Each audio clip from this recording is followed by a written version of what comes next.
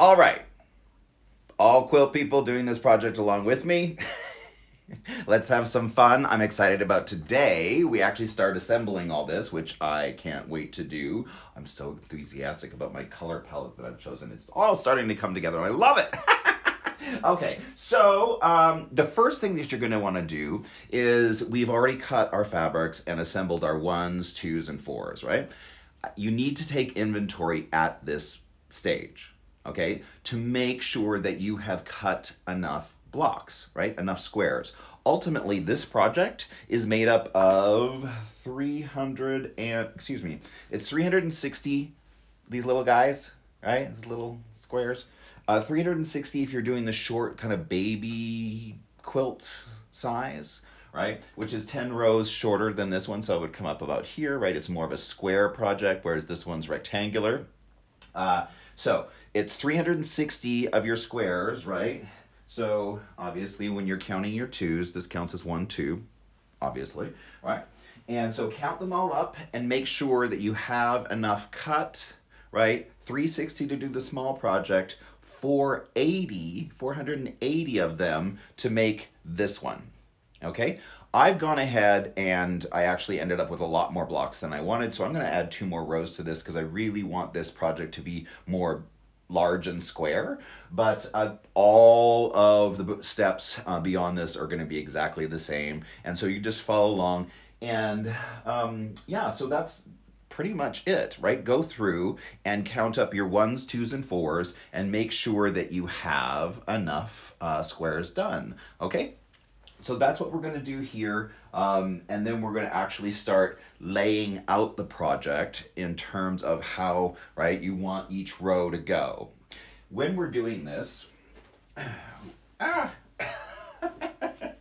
ironing board's getting friendly.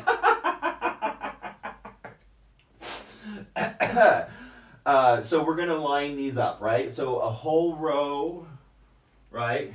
A whole row across here, and then we're gonna do the next one down, and then we're gonna do the next one down, all the way down, right? And there are 12, right? 12 squares by 40. That's what this one is, okay? And that's what it says on the pattern. So I'm gonna do 14 by 40 because I really want a more, larger, substantial project. Plus, I've done this quilt like 8 times. How many of them do I need? Need a little variety in my life, which is great. Okay, so that's where we are. Let's take a look at starting to actually lay it out, which is really fun. And you'll see when I was talking about that random is not random, it's actually really hard to do. You'll see why, okay? But real quick, before we do that, I want to show you my 1s, 2s, and 4s so that you can really understand how it was. I went through the process of putting them together, right, and trying to create the most variety of my fabrics as possible. As you know, I don't really love doing things on the floor. I try and avoid it whenever possible, okay? This step, however, though, I kind of have to because I need the area and I'm just laying it out to visually organize it, okay? So what I'm gonna do first is I'm gonna go through and grab a bunch of my 4s, right? And 4, all right, and just randomly pick them out. Another 4. Oh, that looks good. Now, I'm always trying to keep an eye on spreading out, right, the kind of specialty squares, because there are some, like this brown, right, that's probably going to stand out a little bit more than some of the others. And so I will try and blend those in as much as possible. So I got 4, 8, 12. I'm going to put a 2 on the end because I can. All right, and so I have my first row kind of identified. So I'm gonna go through and do about 4 rows, right? Just laying it out, and then we'll look at how to actually start to assemble the rows, right? Which is pretty easy. But let's lay it out first, and then we'll see how we kind of pick it up from the floor, take it to the machine to assemble it there. All right, so I'm going along and just kind of laying this out. You'll see when you're doing it yourself, how difficult it is to get it random enough. And again, you don't want to put two blocks of the same color next to each other. Like, let's look at this right here, okay? So these colors are already getting super similar, but if you drop this kind of wasabi green, right under its neighbor, you end up with the same color in a big block. You don't ever want that. You don't ever want the same color touching its neighbor, okay? It's gonna look weird. Try and avoid that. So just lay them out as random as you can, and that's why we cut them so there's as much diversity in all of your pieces, whether it's a 1, 2, or 4, and just keep filling it in. You'll find that at some point you're like, I need more variety. That's why we have the ones, right? Just pop one of those, 1 or 2 of those in there, and that'll kind of break up what the 4s that you cut are kind of offering you over and over and over again. And you'll find that as you go through that process that you will need to kind of break it up, and that's why we have the 1s and 2s to pop in there as needed. Okay, so I have 1 more row to do, and then we will start assembling these rows. I have this laid out now, and so what I'm gonna do, and I always do this just for visual reference, is I'm gonna take a picture of this, right? So that I can look back and when I'm like, you know, got the strips all sewn together, I'm like, how did that go? So I just have something to reference back to. So take a picture of it, okay? And then we're going to start picking these up and pinning them in a long row and then sewing them together. Pin cushion on, I'm just gonna start on the first row and just start pinning this, right? So you always, you can't even see me. Here I am. So let's start down here. All right, so like I have a 2 here, and then a 4, and a 4, and a 4, right? So super easy. I'm just gonna pick up this first 2, right? Put them face to face, and then just pin that, right, where you would normally sew it. And so you just have a pin holding it together like this, right? So now I have 6 kind of joined, and then I'm gonna put this one again, making sure that they're always face to face. And how you can double check that we'll do in a second. But I'm just pinning this whole row, right? And putting that together like so. So now I can fully open it, right? And it's a row. It's the same row. It's just being held together with pins instead of being sewn together. So that's what we have here. So I'm going to take this to the machine, right? And then slowly sew with a 1/4 inch seam allowance where these pins are, right? To hold it together. All right, let's look at doing that next. Oh, old. Alrighty. So I have my whole strip all pinned together. And so I'm just going to take them one at a time. Again, for the beginner, I can't stress this enough, right? Good sides to each other, right? Face to face with the good sides. And then I'm just going to take this where the pin is and sew it with a 1/4 inch seam allowance and just keep going down the row. Don't try and get cute. Don't try and do more than 1 row at a time. Just keep it simple. Do 1 row at a time because you will get more and more confused as the project expands. Okay. Here we go. All right, so that's 1. If it's long enough, I'll just keep going, right? So that is 1, and then the next one.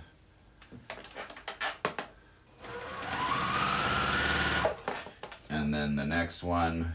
So I don't even pick up my needle. I just try and do them all together, get those couple of seams done. And that's it. So all I have to do is pull this out of the machine. Look at that. Mess. But then once you cut, you know, the little bits, the threads apart that's holding it, you will have your first row. Pretty awesome. All right, so that wasn't too bad, right? We just put those last couple of squares together that we had pinned. So now we have our first row, we're going to put it down and do the same thing with the next row. All right? Just pick these up, put them face to face, pin them, take it to the machine, and sew them all together. Just that easy. So go ahead and do this. Pretty much you have to do it with all your rows, whether you're doing 30 or 40 rows. Like, this is the process. So get familiar with it. Hope you enjoy it. But so I'm going to go ahead and just keep laying this out, pinning, sewing until I have all my rows done, and then we will revisit where we are in the process. Okay?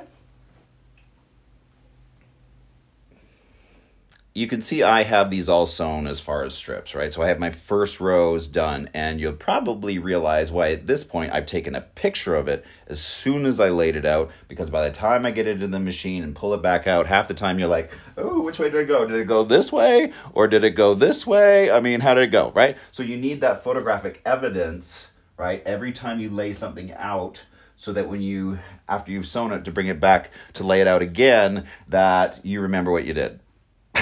Okay, so now there's two ways that you can go about doing this. You can just go through and do all 40 like this, right? Because you're going to do 40 rows if you're doing the larger version. So just go ahead and do all that, or you can stop here and move on to the next step and essentially put these 4 rows together and then work on the next 4 rows and then work on the next 4 rows. That's something along those lines. I find it a little bit easier to now assemble these 4 rows so that essentially at the end when I'm done, I'm only dealing with, you know, say 10 of these 4 rows instead of 40 individual rows, which can get a little overwhelming. Okay, so let's look at how we now iron the row, right, to get it ready to assemble this one to this one and so on and so forth so that they're one piece, okay? I have my first row here, right? Now, in quilting, we never iron from the back side of the fabric, except in this case. Why do we never iron or press, rather, from the back side of the fabric? Because it doesn't allow you to open those seams properly to get your fabric to lay next to each other like we already learned. Okay, if you're ironing it from the backside, you don't have that option.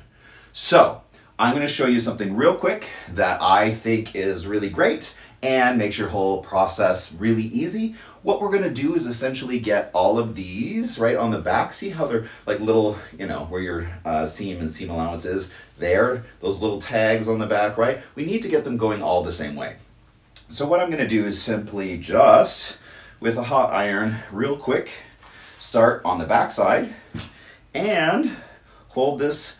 Don't pull it too tight. You'll be sad. Okay, you'll make it look weird. Okay, so hold it up just like this and then just run your iron along those to make sure that they are now all facing the same direction. I'm gonna do that one more time real quick, but they're looking pretty good. They're all heading the same way. Now, and to ensure that I do in fact have this pressed correctly with each block being opened as much as possible. Now I'm going to do it properly. Okay, that first pass was just to make sure that all of those are on the back side are facing the same way. So now we're going to do it for real. All right, just a little moisture there. And now from the correct side, now I can start, you know, pressing against its neighbor, opening up those seams as best as possible, knowing that on the back side everything is going to be laying correctly, everything is going to be heading the same way. That's going to make things really easy on the next step, and you will see why. All right, so I'm just going to go through and do that with all 4 of the rows that I have done so far, okay? And in case it wasn't clear, that step needs to have all the back sides going one way, right, on the first row, and then the other way on the next row. What does that mean? So when we look at this from the back, right, I just, not this one, hold on this one. I just made all these little guys, right, they're all facing the same direction. So they're all going down, down, down, down, down, down, down, right? And so on the next step, we're going to have them all going the opposite way, right? Because these ones are going this way. The next row has to go this way in order to get your pinning together in order to make it look and just lay right, okay? So this first row, they're going to all go this way. The next row, they're all going to be facing the other direction, and so on and so forth. Just keep track of that, and you'll see why in a second. That is done. So I have my first rows, right, with the little back sides going this way on the first row, and then this way on the next row, and then this way, right, and so on and so forth. Okay, you'll see why now. All right, so we're going to take the first two top rows, right, these two here, and we're going to flip the top one onto the next one, right? So just flip it over so they're face to face, bloop, like that, right? So then this one is face to face with its neighbor, all right? Now, where your seam is, right? Where your seam is here, you're going to rub these two together right close to where they're sewn, okay? And you'll see as you rub these two back and forth, right? They actually kind of knock up next to each other and kind of click into place, all right? So you just find that place where those two seams kind of drop down next to each other and fit in super snug. You can feel it when it happens, right? It just kind of clicks into place there, and then that's where you're supposed to pin it, okay? So you'd make that happen, and then you just pin it in that place so that you know your, seams are all gonna line up, right? So then we just go through and keep adding pins in each intersection, right, through this whole process, okay? One more time, just seeing that step from a different angle so that there's no questions, right? So you can see why these ones on the top are all headed this direction, and when you flip it over, they're all heading this direction, right? Easy enough? And so then as you go through and just kind of rub these two together, right, you'll feel them kind of lock into place where they're right up snug next to each other. And so then just grab a pin and drop that in there. So that'll hold itself into place perfectly, front and back, and then just move on to the next one and do that all the way down.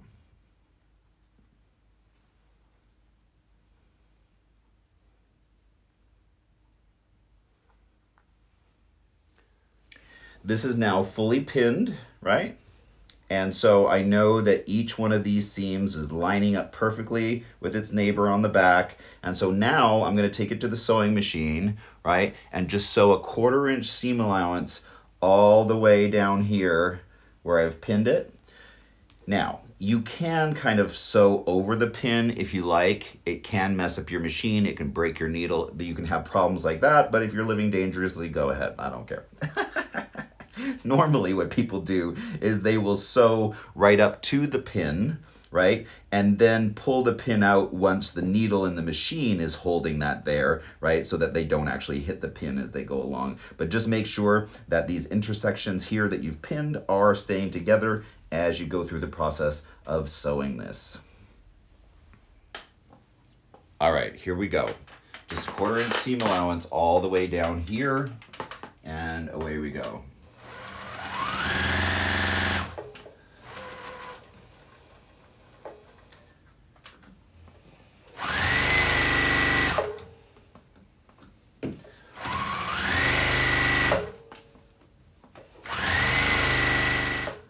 All right, that is done. It's looking pretty good, right? So now we have like our first 2 rows sewn together. And so I'm gonna go over and take this to the ironing board and very carefully, right, iron this open, again, pressing it open so that we get a nice flat seam there as we go through and open that up. It's looking cool.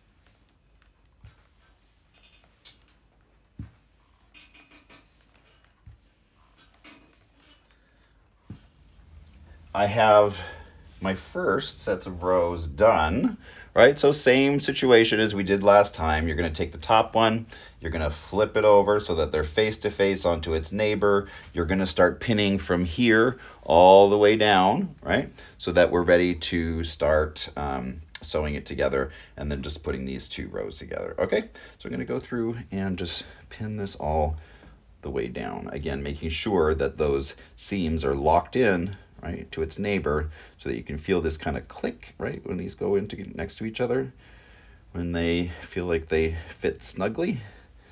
And so we'll just go through and finish that up.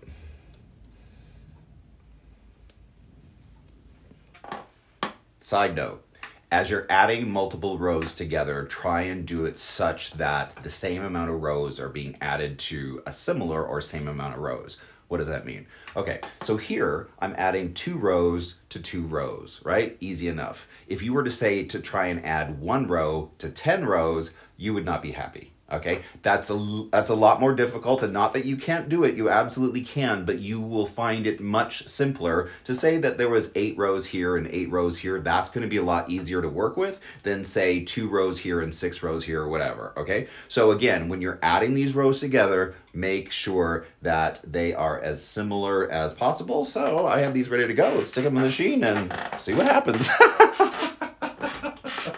Okay, here we go.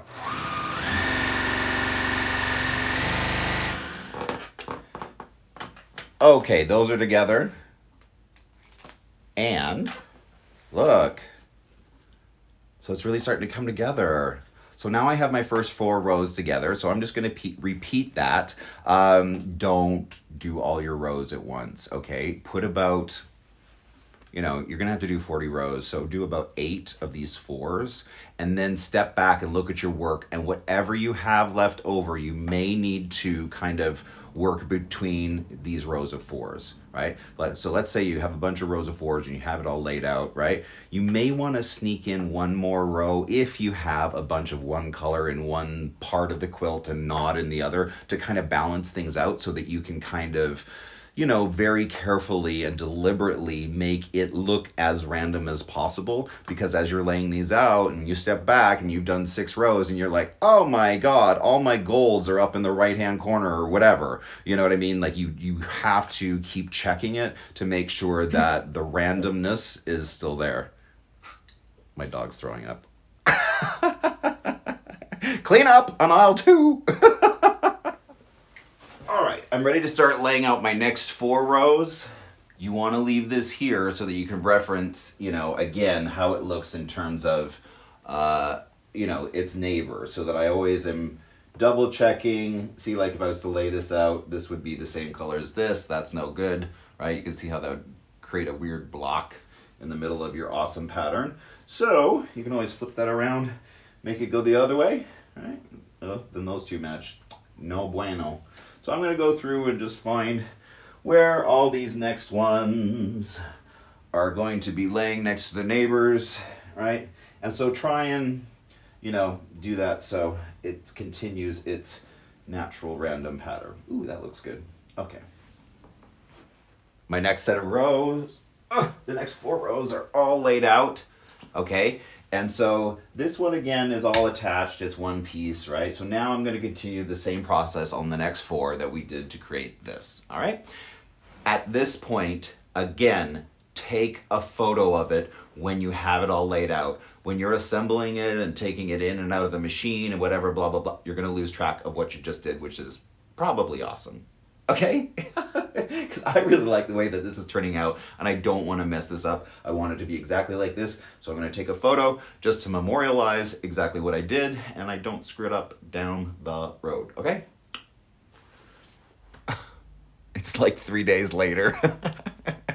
Welcome back. Anyhow, so I have all of my squares together in kind of a macro form.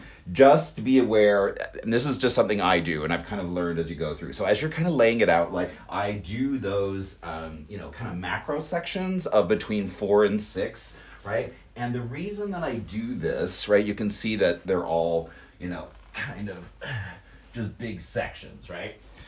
But I haven't quite put them all together from all of these.